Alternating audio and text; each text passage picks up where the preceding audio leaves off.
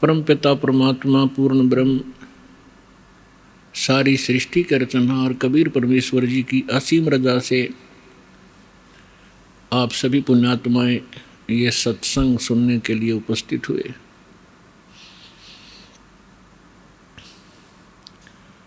सौभाग्य उन प्राणियों का जिनको इस समय में मानव शरीर है और जिनको ये सत्संग उपलब्ध हो रहा है, वो तो बहुत ही पुण्यकर्मी प्राणी है।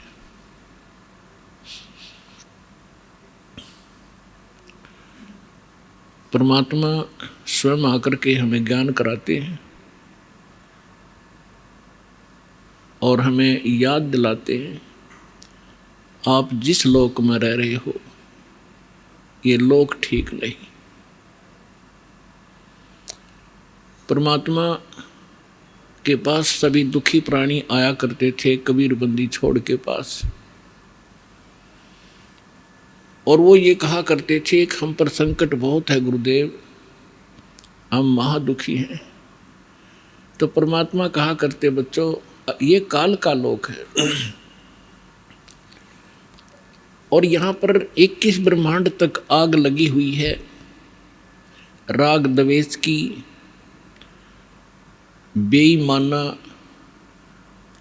और काम क्रोध मोह लोभ अहंकार की आग में सभी जल रहे हैं। यहाँ कोई प्राणी सुखी नहीं है। आप ये मानते हो कि मैं रोग मुक्त हो जाऊंगा तो मैं सुखी हो जाऊंगा। जो निरोग हैं उनसे मिलिए जा करके, उनको ना जाने कितनी और टेंशन पाएंगी जिनको आप सुखी मानते हो, क्योंकि जो निर्धन है वो सोचता है कि ये पैसे वाले सेठ साहूकार ये सुखी होंगे। जहां माया का समावेश है पुण्यात्माओं, स्वप्न में सुख नहीं हो सकता। यह भूल है प्राणी का, क्योंकि जब तक हम उस आग में नहीं गिरते तब तक हमें ऐसे लगता है शीतल होगी। और सेठ ये सोचते हैं कि राजा लोग सुखी होंगे, हमें सुख नाम की वस्तु नहीं। क्योंकि सेठ वैसे नहीं बनता, उसने कोई तिगड़मबाजी करनी ही पड़ती है। उसके पास 20-30 लाख रुपए हैं तो 50 लाख रुपए का काम उसने आगे फिर से ऑन लोन ऋण लेकर शुरू करना पड़ेगा, तभी वो सेठ होने की सोचेगा। और वो 50 लाख का लोन ले लिया, बिजनेस ठीक चला नहीं, अब 20 लाख वो गए और 30 लाख 50 लाख का लोन गया। वो सेठ उस टेंशन के अंदर अपना जीवन व्यतीत कर रहा होता है। फिर सोचता है अब दूसरा बिजनेस करता हूँ। आम व्यक्ति को लगता है बड़ा सेठ है, बड़े बिजनेस चल रहे हैं, पर सपने में शीतलता उस प्राणी को नहीं है। सेठ साहूकार यानी धनी व्यक्ति समझते हैं राजा लोग सुखी होंगे। एक घर का सदस्य, छोटे से घर का जिसमें 5-4 सदस्य होते हैं, एक घर का मुखिया जिसमें 5-4 सदस्य होते हैं, वो उनके निर्वाह में, उनकी व्यवस्था में कितना दुखी होता है।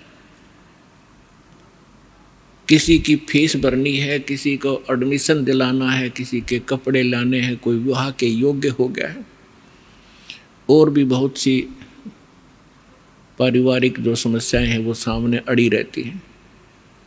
और एक राजा एक क्षेत्र का मुखिया होता है, उसको और भी ज़्यादा टेंशन रहती है अपनी प्रजा को सुनियोजित रखने की और लॉ एंड ऑर्डर बनाए रखने की।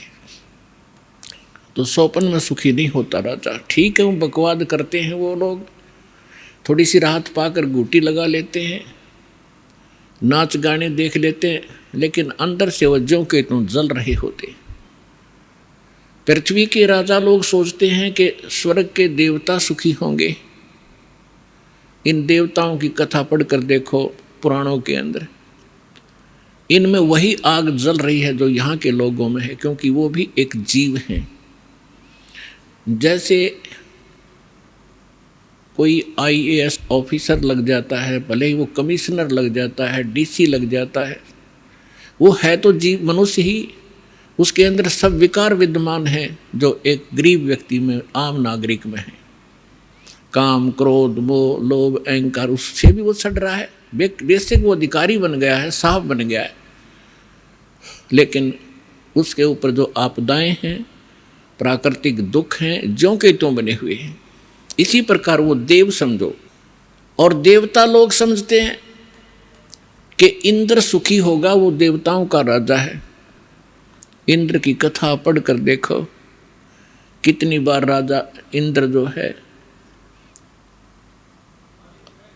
राक्षसों के साथ युद्ध में हार जाते हैं, जंगलों में समय व्यतीत करते हैं। और फिर क्या होता है, इंद्र का राज भोग के, इंद्र के राज को यानी अपना समय पूरा करके देवताओं का राजा, स्वर्ग का राजा मृत्यु को प्राप्त होता है। और मृत्यु के उपरांत वो गधे की योनि से 84 लाख योनियों को प्रारंभ करता है।